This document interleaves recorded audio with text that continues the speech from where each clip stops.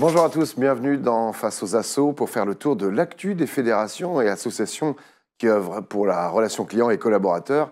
C'est l'AFRC, l'Association française de la relation client, que je reçois aujourd'hui en la personne de son président, Éric Dadian. Bonjour. Bonjour.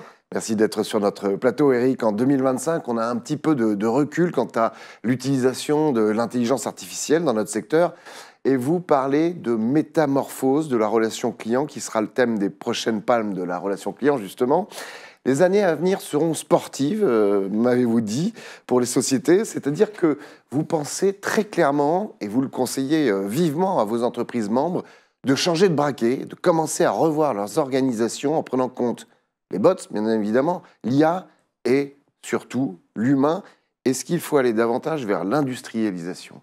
Alors, tout d'abord, oui, c'est vrai que notre thème cette année, c'était les métamorphoses de la relation client. Parce qu'à peine on s'était habitué en 2024, même 2023, à utiliser l'IA générative, qui commençait à porter des cas d'usage, surtout à destination des conseillers, qu'on a vu arriver. Nous étions à New York en janvier 2025, là, cette année, en tout début d'année, et Azita Martin, la vice-présidente de NVIDIA, nous dit il va y avoir une métamorphose, il va y avoir une disruption incroyable. L'agentic AI arrive. Alors, on s'habituait déjà à des terminologies, on n'est pas des spécialistes de l'IA, le deep learning, le machine learning, mais là, l'agentic AI, ça veut dire quoi? Ça veut dire qu'on n'aura peut-être même plus à prompter et à donner des commandes à la machine, mais les machines parleront entre elles, donc des agents conversationnels, des agents IA, vont se donner des ordres et vont pouvoir fluidifier en fait un parcours client. Donc oui, les entreprises, elles ont des challenges gigantesques devant elles. Il va falloir peut-être dans les 2 ans qui viennent, parce que c'est très court. La problématique, c'est que ça s'accélère à une vitesse incroyable. John Chambers, ce qu'on avait vu l'année dernière, nous disait c'est speed, speed, speed, speed. Donc il faut s'adapter. Ça veut dire quoi s'adapter? Ça veut dire qu'il va falloir réorganiser complètement les équipes au service de la relation client. On aura peut-être des agents IA qui seront avec des téléconseillers humains. Donc comment les managers vont manager à la fois des robots et puis des humains. Comment est-ce que demain, on va changer complètement la répartition des tâches? Qu'est-ce qu'ils vont faire les humains demain?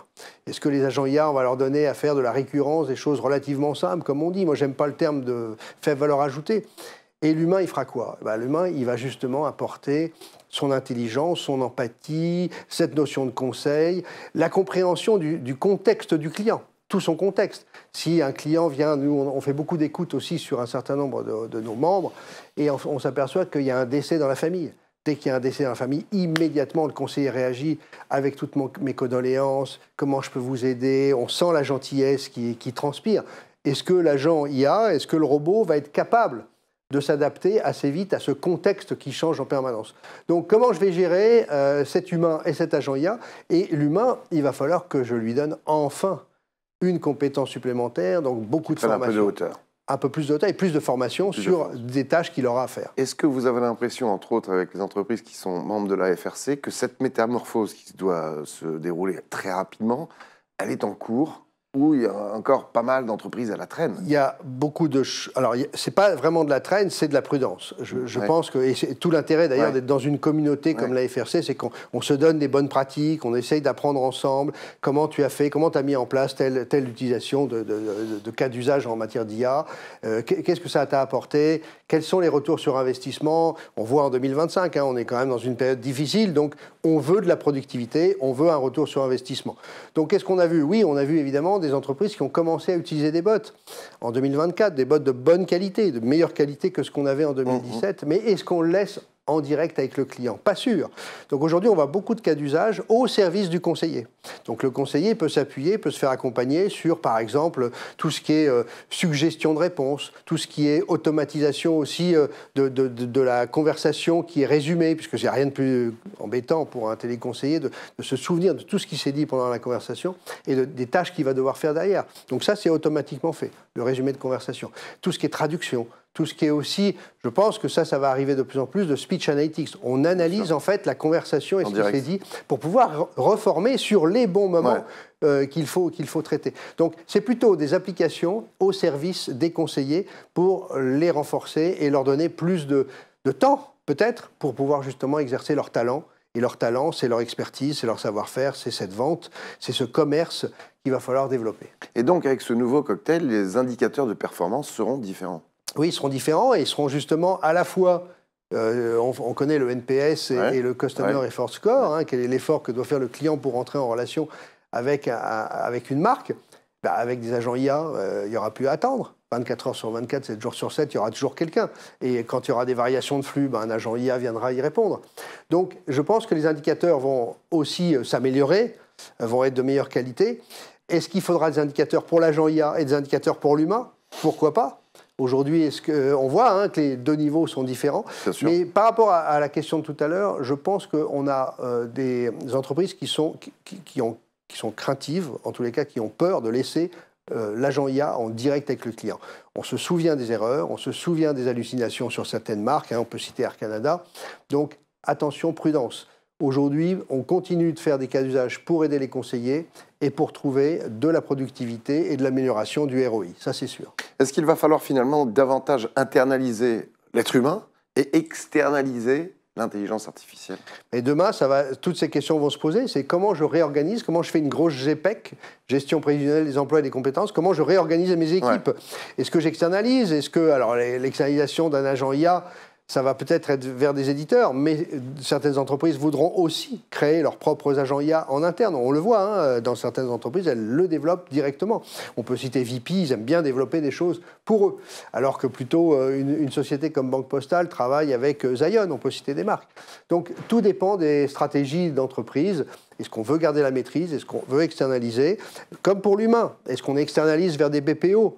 Les fameux outsourceurs d'autrefois que j'ai bien connus. Les BPO vont aussi changer complètement de stratégie et d'organisation. Ils vont devenir à la fois des intégrateurs de solutions technologiques et en même temps, ils vont fournir l'expert qu'il faudra au bon moment. Donc les outsourceurs, ils vont survivre? Les outsourceurs vont s'adapter, c'est certain. Ils n'ont pas le choix. Ils n'ont pas le choix. Et ils se sont toujours adaptés lorsque les grandes marques voulaient des solutions à plus faible coût. Ils sont partis dans des zones en offshore et ils savent aujourd'hui très très bien maîtriser la production dans tous les pays du monde. Ce sont des boîtes mondiales, c'est pour ça qu'elles se sont autant regroupées. Donc oui, ils vont s'adapter et ils vont s'adapter avec des technologies qu'ils iront chercher dans des startups, dans des grands groupes, chez tout un tas d'éditeurs, mais aussi en interne. Ils vont développer. On voit des marques qui sont en train, enfin des entreprises de BPO qui sont en train d'avoir des ingénieurs de très très bon niveau pour pouvoir l'intégrer. Cette année, ce qui nous a frappé aussi, c'est l'éclosion de nouvelles startups. On en voyait en 2017. Qui fournissent de nouvelles solutions. Et il y a plein d'effervescence, d'innovation, et on peut citer en France plein de marques, des Yampa, des Comet, des Clark, je ne sais pas, des Colmy Newton, enfin bon, ça sort de tous les côtés. Donc il y a énormément d'effervescence, et tant mieux. Et à un moment, on va voir aussi des entreprises se regrouper ou être intégrées dans des BPO ou dans d'autres marques. Donc, tout ça va bouger. C'est un petit peu comme sur du sable, c'est-à-dire qu'on est en ce moment en train de voir les acteurs qui changent peut-être même d'identité. Est-ce que demain, un intégrateur et un éditeur ne sera pas regroupés ensemble? Est-ce qu'un BPO ne sera pas devenu lui-même un intégrateur? Donc, toutes les lignes vont bouger et les marques seront peut-être elles-mêmes disruptées par ces fameux LLM, ces modèles de langage qui sont ultra puissants. Nous, on connaît bien Mistral en France. Est-ce que Mistral ne va pas disrupter une marque? C'est-à-dire que lorsque je cherche un voyage, je vais dire je cherche un voyage dans telle région par rapport à mes goûts. Trouvez-moi l'hôtel, trouvez-moi l'avion, trouvez-moi et prenez ma carte bleue pour payer. Je n'ai plus d'interaction avec une marque. Je ne sais plus où j'achète. J'achète un voyage. J'achète un produit. Je veux un sac rouge. Je n'ai plus d'interaction avec une marque. Et vous faites bien de citer Mistral, c'est français, c'est la technologie française. Française, la France. Alors, en préparant cette émission, vous parliez tout à l'heure de l'humain qui va bénéficier davantage de formation et donc sera encore plus pro. Vous me preniez l'exemple des télécoms avec Soch pour Orange, BU chez Bouygues et Red by SFR. Et l'humain sera peut-être demain, voire très rapidement, payant. Oui, alors on pense que la différence va venir avec l'humain. Les entreprises vont se différencier par l'humain. C'est-à-dire que si vous voulez avoir accès à un être humain, en plus d'ailleurs de l'agent IA, et en plus des agents qui les aideront eux-mêmes à travailler, si vous voulez avoir le Graal, c'est-à-dire le care, le soin, la compréhension du contexte du client, vous payez plus cher. Vous payez un service plus, vous payez de l'humain. Ce qui est le cas avec ces trois services de télécom, qui sont moins chers que les autres, Effectivement, c'est une communication via bot, mail, mais pas de téléphone. Exactement. On vous le dit dès le début, mais ça a toujours été le cas. Hein. On cite Soch, Red ou BNU. Ouais. Ils ont toujours laissé l'automatisation se faire en direct avec le client. Vous voulez de l'humain, vous payez, vous prenez un autre forfait qui est plus adapté à vos besoins. Alors, dans une population vieillissante comme en France, on peut se dire qu'il y aura toujours, de toute façon, à la place de l'humain. Moi, je ne suis pas du tout de ceux qui disent « ça y est, l'IA va tout remplacer, il va y avoir des destructions massives ». Non, il va y avoir de l'adaptation dans tous les domaines. Notre grand combat à la FRC depuis tant d'années avec tous nos membres, c'est de faire reconnaître la valeur de l'homme, la valeur de l'humain, la valeur du conseiller. Et j'espère que l'IA va être en fait un levier pour pouvoir nous permettre justement d'avoir un niveau de compétence supérieur et donc une rémunération supérieure. Et on voit plein de marques actuellement qui sont en train de tester des choses extraordinaires pour pouvoir permettre à l'humain de rester sur de la vente, de faire de la vente avec plein de canaux très différents. Vous aviez un bel exemple. Et on a un très très bel exemple. Alors Decathlon, on peut le citer, parce que Decathlon a remporté la palme du directeur de l'année avec Christophe Leclerc. Nous sommes allés les voir il y a 15 jours, avec un petit groupe, on est allé en Learning Expedition. Ils nous ont montré ce qu'ils sont en train de réaliser dans leur campus. Alors je ne sais pas si vous êtes promené déjà sur un magasin Decathlon, c'est extraordinaire. On a des yeux qui sont en permanence en train de voir tous les rayons de sport. En plus, ils vendent du sport, donc c'est plutôt agréable. Et en fait, ils ont créé, à l'initiative des TI conseillers et de cette direction relations clients, ils ont créé ce qu'ils appellent un visio shop. Donc le conseiller sort, comme ici, il passe dans un studio télé, et il va filmer, en fait, il va filmer un vélo, il va filmer... faire une démo. Pour faire une démo, exactement comme sur M6 Boutique, quand à l'époque on vendait les produits. Et ils vont vous expliquer, en intrusion, ce que vous pouvez faire avec cet objet, si vous achetez de la musculation, un vélo, et le sport que vous allez pouvoir faire. Ils vous donnent du conseil, ils vous vendent des choses. Et ils se font rémunérer avec des primes complémentaires. Donc le conseiller sort du téléphone, il change de canal. Il va être sur un canal vidéo d'interaction qui va lui permettre de rentrer un peu plus d'ailleurs dans l'univers du client. Il faut connaître la vie du client, de sa famille, pour pouvoir lui vendre le bon produit.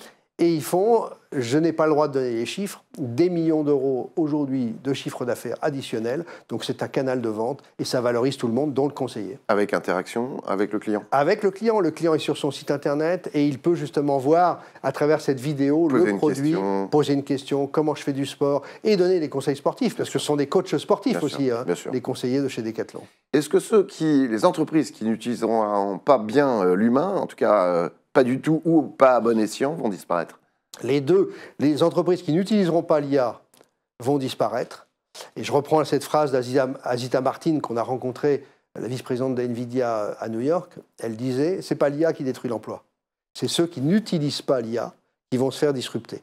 Donc il faudra utiliser l'IA en permanence. Et nous, on incite nos entreprises membres à se lancer pour utiliser des cas d'usage qui peuvent les intéresser sur les conseillers, mais peut-être demain aussi en direct avec les clients, et de garder l'humain pour faire la différence et faire le care. Et donc c'est là-dessus qu'elles gagneront, en formant des gens de bonne qualité et en leur apprenant justement l'interaction client, mais aussi leurs produits. On aura des experts de la relation client. Et enfin, on valorisera l'expérience comme au-dessus peut-être des 4P du marketing qu'on connaît bien, le produit, le prix, le placement. Et le quatrième, c'est la promotion. Voilà. On imagine donc avec tout ça, la place du directeur de l'expérience client a évolué depuis 1 an ou 2. On en est où aujourd'hui? Et inévitablement, elle va continuer d'évoluer avec l'arrivée le développement de toutes ces technologies.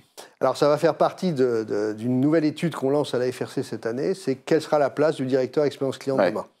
Est-ce qu'il sera à côté du marketing, du commercial? Est-ce qu'il sera sous la direction générale? Est-ce qu'il existera encore? Est-ce qu'on a besoin d'avoir un directeur expérience client? On pose la question. Est-ce que l'expérience client ne sera pas partout, dans tous les étages de l'entreprise, dans tous les départements? Donc oui, nous, on pense que l'expérience client, elle doit être incarnée. Vous vous souvenez de Coca-Cola qui avait mis une chaise rouge, ou Amazon, ou les deux d'ailleurs, au comité de direction en disant ça, c'est le directeur client. Et il s'appelle directeur client. Blablacar avait nommé son président, M. Frédéric Mazella, président directeur client. On s'en souvient très bien.